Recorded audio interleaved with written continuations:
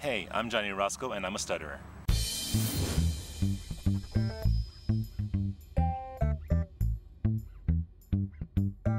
About a month ago, I got a phone call from someone that I hadn't spoken to in a few years. It was my speech therapist from childhood. Her name is Jody. And she told me about this event that was taking place on April 20th, which was this past Saturday. And it was, I don't know if you want to call it a symposium or a conference, but it was basically kind of to set up a support group for people that stutter. And you know, also their friends and family and also professionals.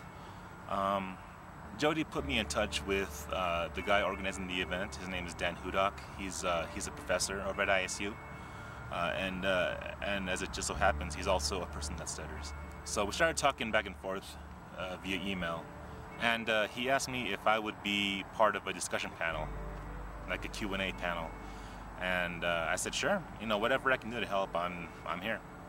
So I didn't really film any of the event, like the workshops, just because, just out of respect for the families that were there, because I feel that if the cameras were rolling, that maybe we wouldn't have gotten to some very important topics in the workshops. So I didn't really film any of that. But when it got time for the discussion panel, the cameras were rolling. So for you now is my portion of the discussion panel. So check it out.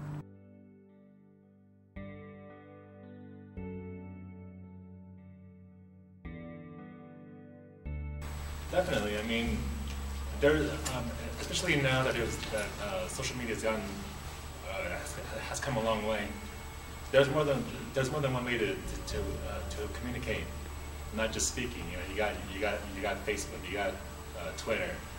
As far as stuttering, you are able to get your ideas across. I mean, you know, despite the stuttering, I feel. Yeah. It's all about.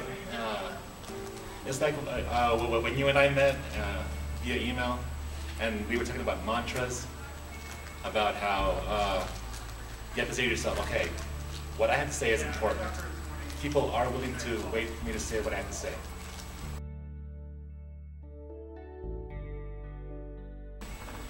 One of the recurring things that I've seen throughout the workshops today is confidence.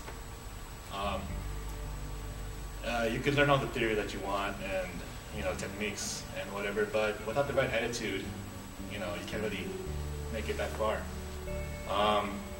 So just you know, just working on your self-confidence and just putting yourself out there. And it's you know, it's easier said than done. But I found that for me, it's been a big help. You know, just knowing, just being comfortable with the stuttering. It doesn't have to run your life. You know, I mean, if there's help out there, like if there are new techniques out there, you know, great. But work inside of yourself, emotionally.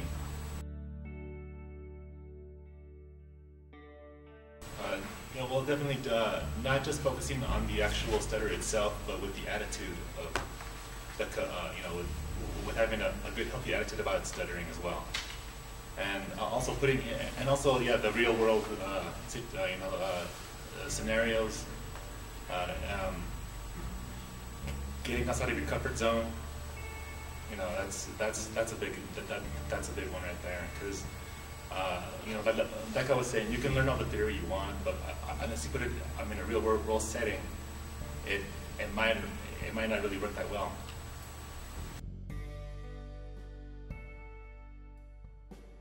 I think it's just, well, the question was, what do I want people to know about stuttering? Exactly.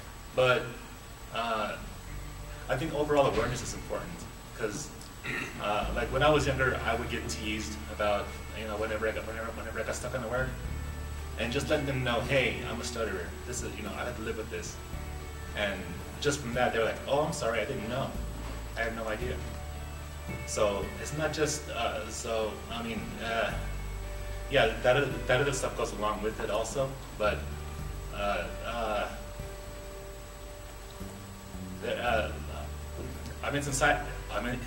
in society there is an ignorance about stuttering, and ignorance is not a lack of intelligence.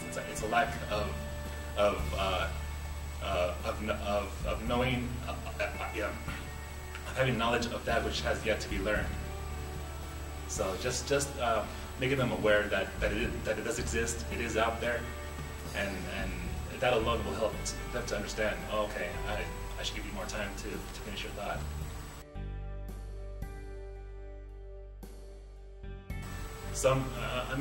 It is a parent's nature to want to be protective of your kids, but eventually they do grow up, and the real world is out there waiting for them. And so the best thing you can do as a parent is to just help them to find their own voice, to make them more confident and accepting of their stutter, and just reassure them that no matter what, you love them and that you're there for them.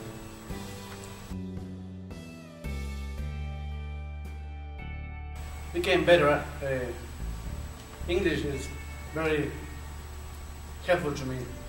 Became because in Spanish, we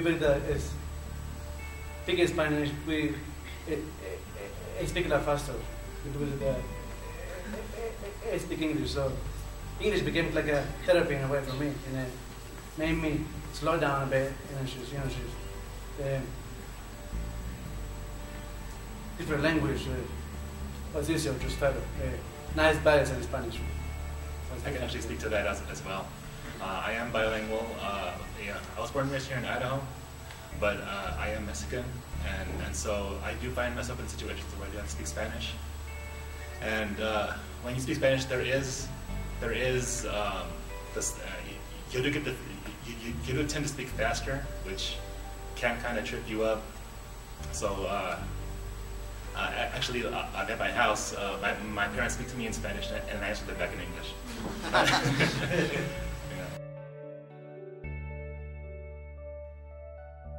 No, I haven't come across that myself either. They'll just say, "Oh, I kind of had an idea that you stuttered, but okay, yeah, okay." Yeah, no, I haven't heard that.